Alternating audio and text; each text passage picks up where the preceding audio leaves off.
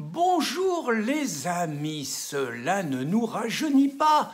Il y a 10 ans, qu'est-ce qui prenait dans les trous de nez les Suisses? Toute l'Europe, tous ceux qui pensent bien leur tombaient dessus. Bon, faut reconnaître qu'ils avaient déconné les Suisses quand même. Vous savez pas ce qu'ils avaient fait?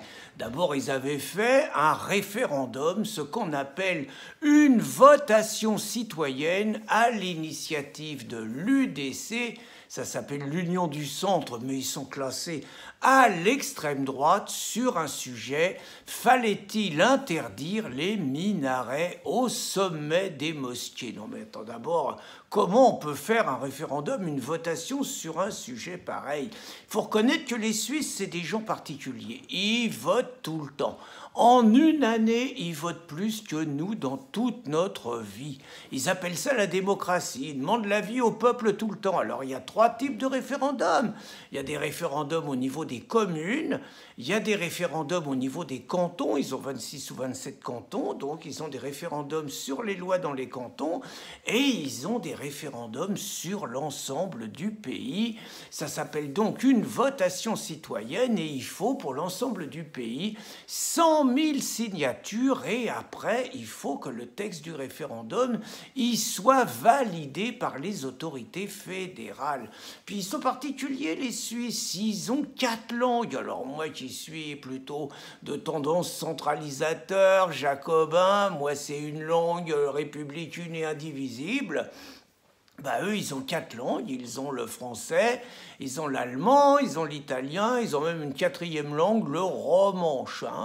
Et pourtant, ça marche, ils ont un très grand sentiment d'unité nationale, ils font tous un service militaire jusqu'à 35 ans pour les hommes, et les femmes au niveau volontariat.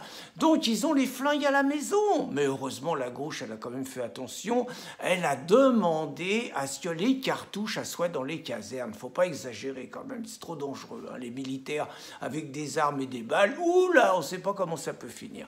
Et puis, bon, ils ont quand même des facilités pour avoir des permis d'armes et tout, qu'il n'y a pas en France. Donc tout ça pour dire que les Suisses, là, leur question, ils ont déconné, c'était une énorme provocation, alors qu'il n'y avait rien à dire. Tout allait bien avec l'islam. Il n'y avait pas encore eu Mera, il n'y avait pas encore eu Charlie Hebdo, il n'y avait pas encore eu le Bataclan, il n'y avait pas encore eu Nice, il n'y avait pas encore eu le Père Hamel, il n'y avait pas eu les policiers de Magnanville et quelques autres péripéties. Alors certes, il y avait eu les 2 tours à New York, ça c'est vrai. Il y avait eu les attentats à Madrid, il y avait eu les attentats à Londres, il y avait eu l'assassinat de Theo van Gogh.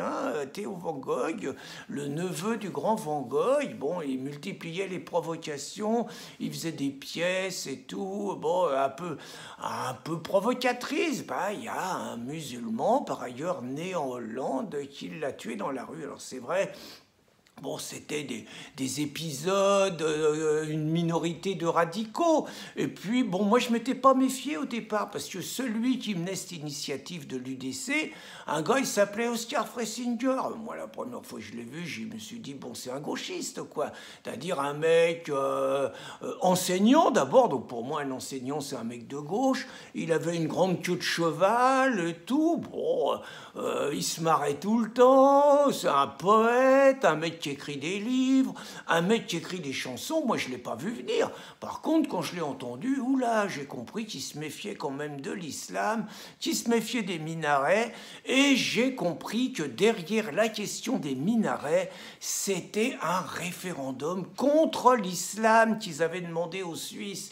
Ils avaient bien caché leur jeu. Alors, on leur a envoyé nos meilleurs spécialistes, pour les ramener dans le droit chemin quand même. On leur a envoyé Caroline Fourès, Caro, c'était Charlie Hebdo, c'était tout ça, c'était une icône, et puis féministe, ça n'existait pas encore LGBT, mais enfin c'était tout comme, républicaine, paraît-il, et spécialiste de l'islam et de la laïcité. Alors elle avait tiré les oreilles aux Suisses, elle leur avait dit que la laïcité, c'était pas d'interdire les minarets, et elle avait expliqué aux Suisses que les clochers des églises, c'était bien plus dangereux et que l'extrême droite protestante, qui était sous ce référendum, ils étaient bien plus dangereux pour la démocratie que les paisibles musulmans. Elle les a disputés, Caro. Et puis les sondages, c'était rassurant, personne n'était inquiet. La veille encore, on donnait à l'initiative de l'UDC, donc sur les minarets, on donnait 40% et un frétillement à 45%. D'ailleurs, Oskar Freisinger, l'initiateur, il était tellement sûr qu'il n'allait pas gagner qu'il avait eu une drôle d'idée pour montrer qu'il n'était pas islamophobe, qu'il était ouvert aux autres, je ne sais pas ce qu'il y avait pris, mais enfin bon, il avait décidé de passer l'après-midi dans une mosquée, et puis ça avait failli mal se terminer, parce que les musulmans, quand ils avaient commencé à voir les résultats, il y en avait un qui avait approché Oskar et qui avait dit « J'ai envie de vous casser la gueule !» Mais oui, c'est un homme de paix, mais il était tellement blessé par le vote des compatriotes suisses, parce que lui, son pays, c'était la Suisse aussi, qu'il n'avait pas pu résister. Oskar, il avait pris ses chaussures à la main, il s'était rappelé que c'était un ancien sportif et il était parti en courant. Et ça avait été les résultats, le séisme. 57% des Suisses avaient voté pour la proposition de l'UDC. 2% de plus que les Français en 2005, alors que c'était le même mécanisme. Tous les hommes politiques, ils leur avaient dit qu'il ne fallait pas voter ça. Tous les journalistes, ils leur avaient dit. Tous les patrons, ils leur avaient dit. Tous les syndicalistes, ils leur avaient dit. Toutes les associations, ils leur avaient dit. Et 57% avaient désobéi. Alors là, on ne pouvait pas laisser passer ça. On leur a envoyé Dany sur tous les plateaux de télévision. Ouh là là, Dany, il était en colère. Il avait les yeux hors de la tête. On a l'impression qu'il allait étrangler Oskar Freisinger, qui était aussi sur les plateaux. D'abord, Dany, il avait dit que c'était pas parce que le peuple y votait qu'il avait raison. Et il avait rappelé que les Allemands, ils avaient amené Hitler au pouvoir. Et qu'ils n'avaient pas raison.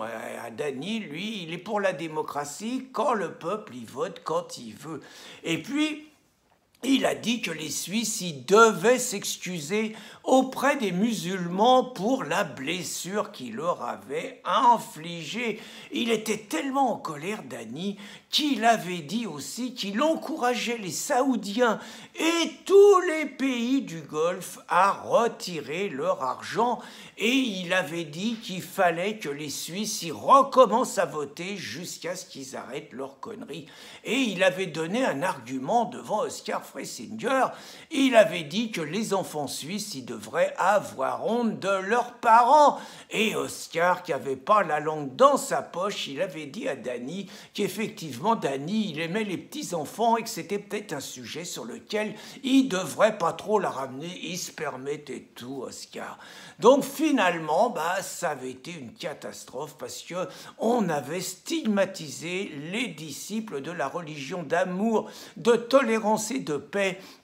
Et d'ailleurs, moi, je suis certain que les attentats qui ont suivi à Paris, dont je vous parlais, c'était à cause de la blessure provoquée par la votation suisse. Alors, heureusement, en France, on est beaucoup plus raisonnable, surtout depuis 2005. Heureusement, on ne demande pas, par exemple, au peuple français « Est-ce que vous pensez que l'islam est compatible avec les valeurs de la France ?»